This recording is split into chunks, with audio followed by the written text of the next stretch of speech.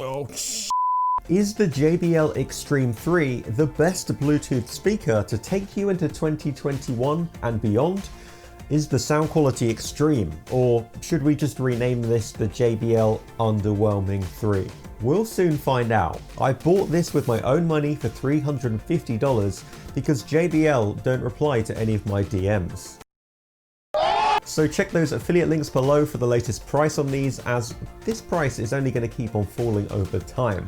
I'm Mark, I'm here to let you know what's worth buying before you buy it, so let's get stuck in.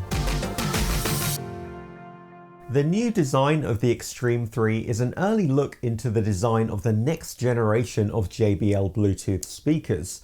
JBL have said goodbye to that small orange plaque, instead opting for an oversized yet somehow slightly understated metallic grey logo, complete with a subtle orange detailing. On either end, we've now got clearly defined feet which keep the speaker more stable when in an upright position. However, the stability when horizontal isn't all that great, seeing as we've now lost the rather sturdy stand that kept the Xtreme 2 firmly in place. The passive bass radiators at each end also now have a metallic finish compared to the plasticky finish of the Xtreme 2.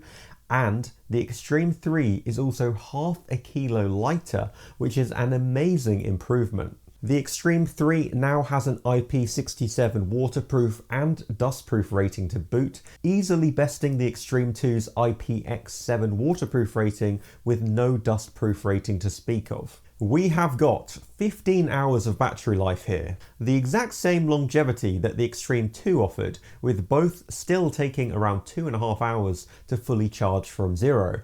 It's a real shame there's no improvement here at all, because those figures weren't that impressive in 2020 to start with. In terms of functionality, there are a few upgrades worth mentioning here. So for starters, we've now got Bluetooth 5.1, which will mean faster pairing, a stronger, more stable connection, and of course, improved overall range. In the last month of testing, I haven't experienced any connection issues whatsoever, but I do generally find that to be the case with JBL products. I never have any Bluetooth problems whatsoever. Unfortunately, we've still only got SBC codec here, which doesn't future-proof this speaker well at all. If you listen to higher quality audio files, for example, even the $80 Soundcore Motion Plus has aptX, and Sony speakers continue to support LDAC too. Being brutally honest, that's pretty poor for a $350 speaker released at the end of 2020. Fortunately, the Xtreme 3 now charges through USB-C, unlike the Xtreme 2, which could only be charged via the charging brick, and trust me, it was an absolute pain having to carry around that heavy charging brick just to charge one speaker. I mean, now I can just carry one USB-C charger for my phone, headphones, earbuds, Bluetooth speaker, MacBook, which is a huge plus. I don't actually walk around with all of those in my bag at the same time before you think about mugging me. I don't want you to be disappointed. And the same USB-C port you use to charge the speaker can also be used to output power. So yes, like the Xtreme 2, the Xtreme 3 also doubles up as a power bank. You've also got a regular USB port on the back that'll also charge up your devices in a pinch. And here's the bad news. Whilst you can connect JBL speakers together and blast the same track out of multiple speakers, great experience in case you didn't know, that does come with its own caveat. So as this is a JBL Party Boost speaker, you can only connect it to other Party Boost speakers. So the Xtreme 2, for example, can also connect multiple speakers together to pump out the same track, but it uses JBL Connect to do that. So JBL Connect speakers cannot connect to JBL Party Boost speakers and vice versa, meaning if you do have the Xtreme 2 and the Xtreme 3, you can't even connect them together, which is just stupid and pretty mean-spirited. The Xtreme 3 has also lost the speakerphone functionality that was present on the Xtreme 2, which probably would have been more useful than ever in a world where we're all trying to stay connected while stuck at home. But it's not a huge deal breaker for me personally, as I rarely used it anyway. On the bright side, you can still connect up to 2 devices at a time to this speaker, just as you could with the Xtreme 2. But perhaps best of all, that's right, the strap has a bottle opener on it. Slap like now if you'd like to see me open an ice cold beer with a $350 Bluetooth speaker.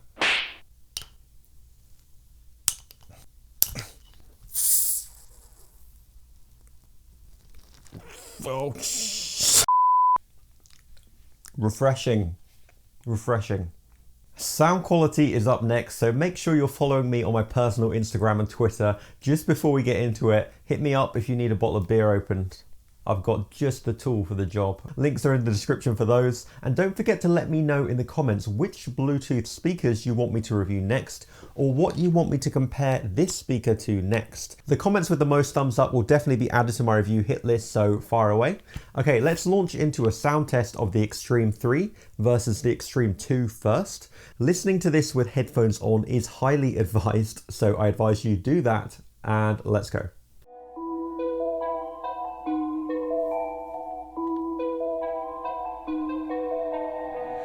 Nowadays, nothing really excites me. Only one of me and nobody's like me. Phone ringing and I tell them it's ice. I got wifey on blinging, she ice. Freeze, photo, please, no photos. No, jeez, no, please, no photos. Hit the door and the dome just whole team here might need some.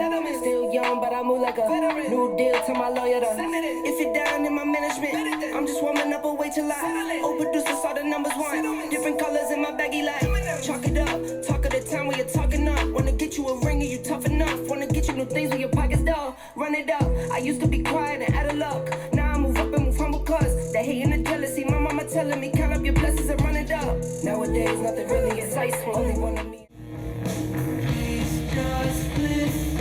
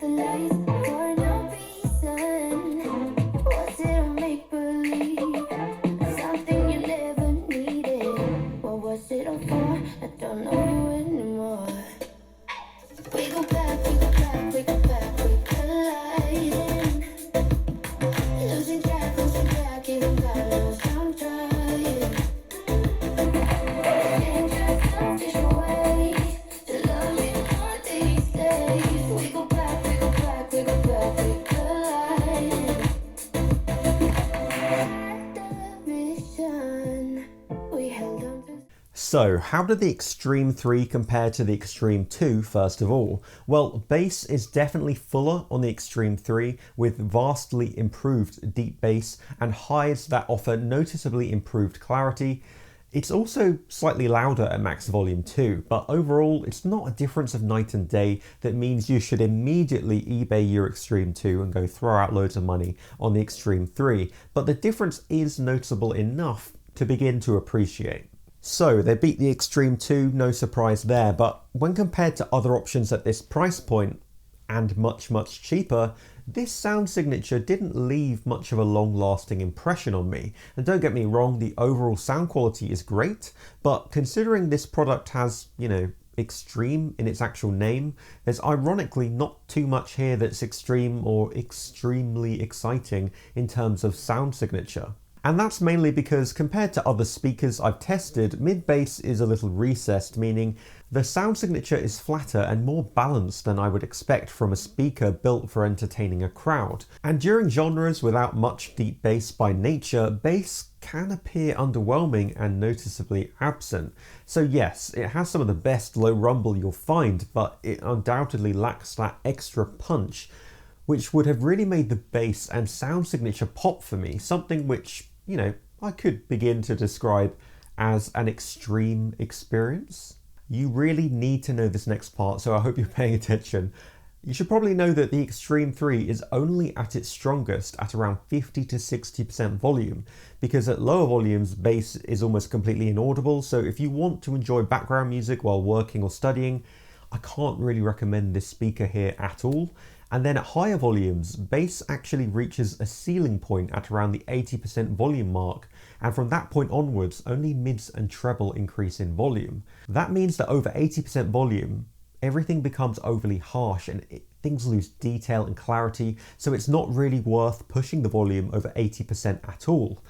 Sadly, there's no custom equalizer settings you can use to correct this either by bumping up the bass to compensate for that effect. And that's something you could easily find with a lot of other options from even around $80 onwards. And when compared to cheaper options like the Soundcore Rave Neo, which is more than 3 times cheaper, the Xtreme does not sound 3 times better.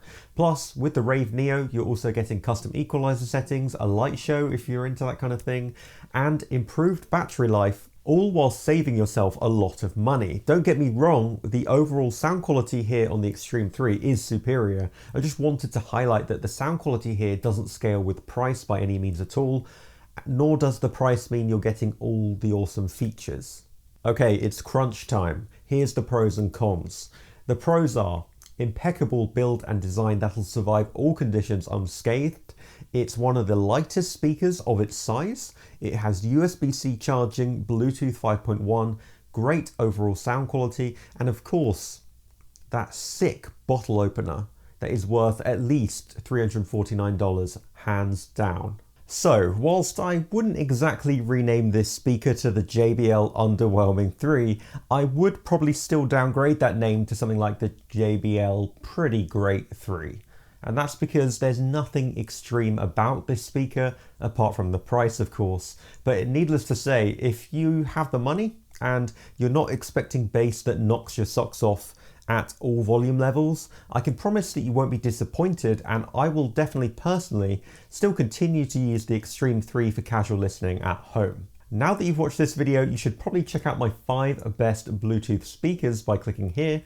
There's some great budget options in there like the Soundcore Motion Plus, which I mentioned earlier, or you can click here and check out the most popular true wireless earbuds. So pick one of those and I will see you in the next video.